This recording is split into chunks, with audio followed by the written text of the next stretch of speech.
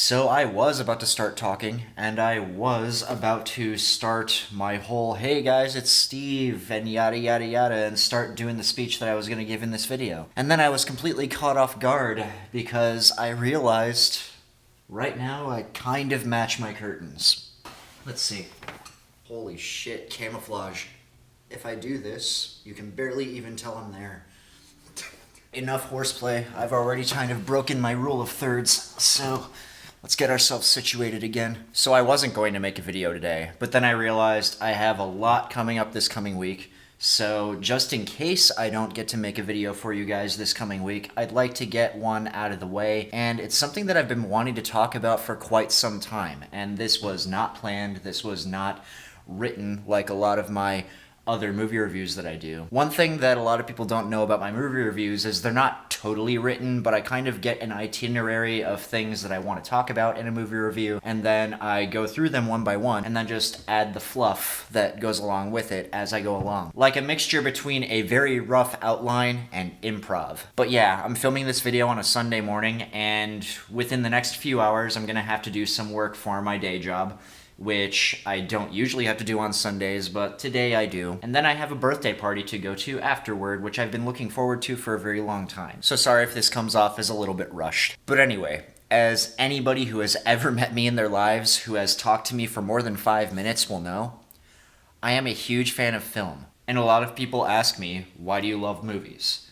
And that's always a really difficult question to answer. So in this video, I'm going to try and explain it the best way I can. Usually, when I end up talking about stuff like this, I tend to ramble, so bear with me here. Growing up, I was always a really imaginative kid. When I was a little kid playing with my Legos and my other toys, I would have certain minifigures and action figures that had a backstory behind them, and it was always this really big, intense backstory. In short, I guess you could put it that I was a storyteller. When I was 3 years old, even though I knew the alphabet, I didn't know how to spell out words yet, so I don't really remember this very well because, I was 3 years old, but I was told that when I was 3 years old, I took a paper plate because I didn't have a notebook or anything like that, wrote down a bunch of letters, drew some pictures, gave it to my mom and said, read this story.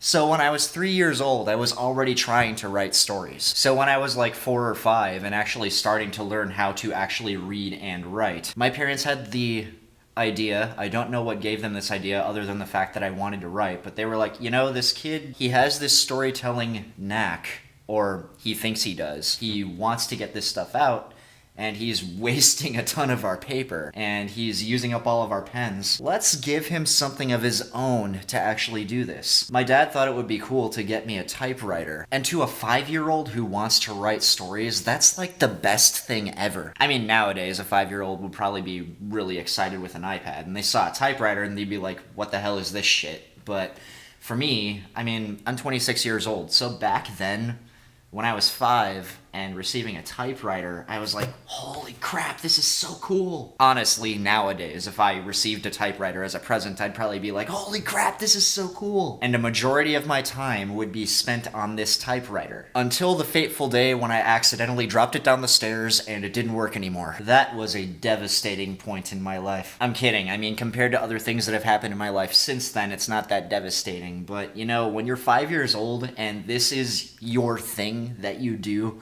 and all of a sudden you just see it tumbling down the stairs and breaking, you can imagine how I felt. But you guys can get the idea. When I was a little kid, I was fascinated with the idea of telling stories and using your imagination to tell those stories. Now, granted, when I was that young, my stories weren't very good because I didn't understand plot development or how to make a character likable to people other than you, or being able to relate to a character, coming up with scenarios that weren't totally convoluted, all that stuff that, a 5-year-old, even if they are advanced for their age, is not going to get. And this helped transition into a love of movies by a few different sources. One of those sources were my parents and my middle sister, and they helped introduce me to films that they watched when they were younger, primarily films between the 70s and the 80s. And a lot of those films helped shape me into the film lover that I am today because they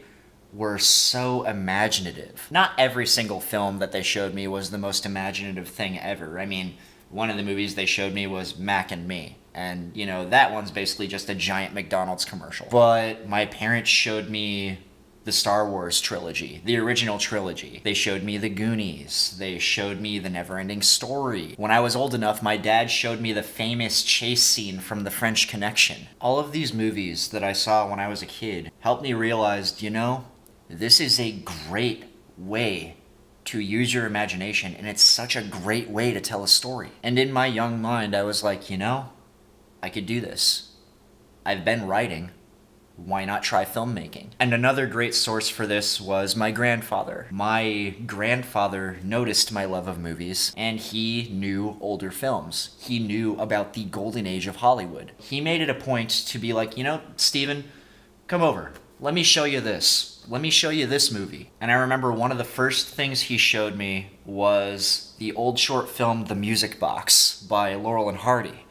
And that's one that a lot of people watching this probably aren't familiar with, but I think it was, I'm not totally sure on this, I didn't look it up beforehand, but I think I read somewhere before, after seeing it obviously, that The Music Box was the first short film to win an Oscar for a best short film. And when I'm watching this at, I think I was like 10 years old, when I was watching this for the first time, this was some of the funniest shit ever. And even looking back on it now, I can say, you know, the short film, it had such a great comedy duo, it had good acting, it had some great humor, and it was honestly, for when it was made, really well made. And then he showed me other great older movies. He showed me Shane. I think he was the one who introduced me to Rebel Without a Cause. He showed me the Marx Brothers films, and those are some of the most iconic comedy films of all time. And then when I was around 10, and when Windows Movie Maker became a thing, and I had a really bad, but, you know, working webcam, I started making my own movies. Started out as stop motion animations with Lego minifigures. When The Sims 2 came out, they had the Machinima feature where you could actually film gameplay inside of the game. So I would make my own Sims movies. And then when I was 15, I decided, you know, I'm going to actually buckle down and try to make my own short film that's, you know, longer than all these other ones. I'm actually going to put some effort into it. I'm going to take more than one day to make this thing, because all my previous other ones were just spur of the moment things where I was like, let's make a movie, and I had like 3 hours to do it. This one, it was called The Devil's Labyrinth. It was made with The Sims 2, and actually the short film with my director commentary, because it is pretty bad, and it's sarcastic commentary, is available on my YouTube channel. But I spent like a month making this movie, and it really opened my eyes to how ridiculously hard filmmaking must be. I was 15 years old. I was making a short horror movie with The Sims 2, pretty much by myself.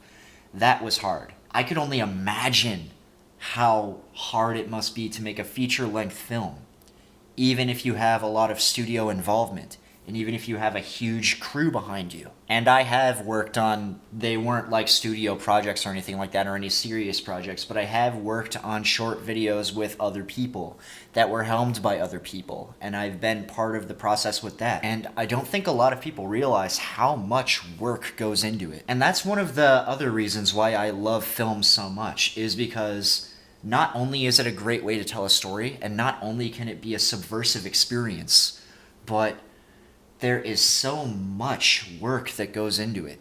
Even if it's something that's not that good, and even if you don't like it, and even if it ends up being pretty bad, there's still an ounce of respect that I have for the filmmaker, usually, because I've gone through it in a way myself, and I know firsthand it is ridiculously hard to even make a shitty film. For example, my movie reviews that I make now. Those are like 4 to 7 minute videos a piece, and they're not that great.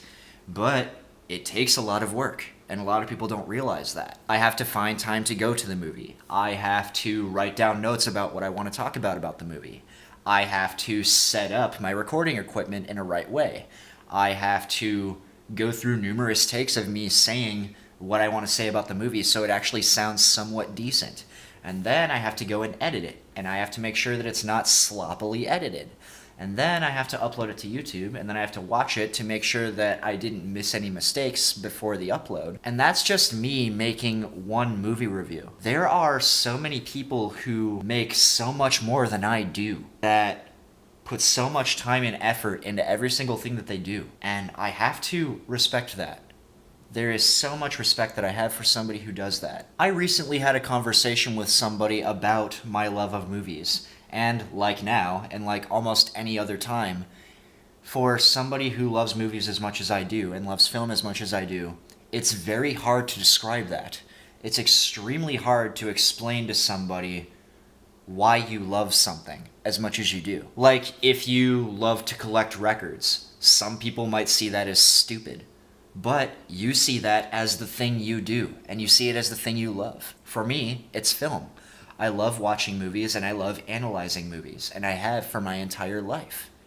And it's one of those things where it's so hard to explain to people why that is. But in this one conversation that I had with this one person, he was like, if I'm understanding correctly, when you watch the movie, it's almost like you're the camera. You're not just an audience member, you're the camera. And that was probably the most on point, most accurate description I've ever heard somebody else say about one of the things that I love about movies. Film is something that for me has just been so easy to immerse myself in. And it can be used for so many things. It can be used to tell a compelling story. It can be used to get a point across.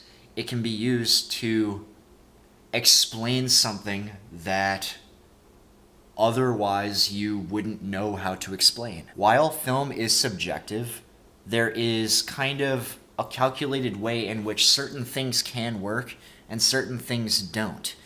And that's one of those things that I would say is probably not able to be taught to somebody. It's something that an artist has to figure out for themselves, because you can't be taught how to break new ground. You can't be taught how to do something that somebody hasn't discovered yet. You have to take the tools at your disposal and take what you already know and then kind of forget what you know. It's a forever expanding process. And that's how I approach movies. I watch movies and edit videos and write stories that I want to make into movies eventually, with it in mind that you kind of have to forget what you know, in a sense. There are certain rules that you kind of want to follow, but you also kind of want to, in a way, bend and break those rules, because how else are you going to break new ground? But anyway, guys, I guess that's a halfway decent summation of why I love movies. And I always have, and I always will. And to anybody who wants to be part of the filmmaking process, to anybody who wants to write a screenplay, or to anybody who wants to be a cinematographer, or anybody who wants to be a director, or even if you just want to make your own short films or movie reviews, I will let you know there's always going to be a place for you. Don't ever let somebody tell you that there's no worth in what you're doing, because to people like me, there is a huge amount of worth in what you're doing. And I thank you for trying. And to all the great filmmakers out there, keep it up.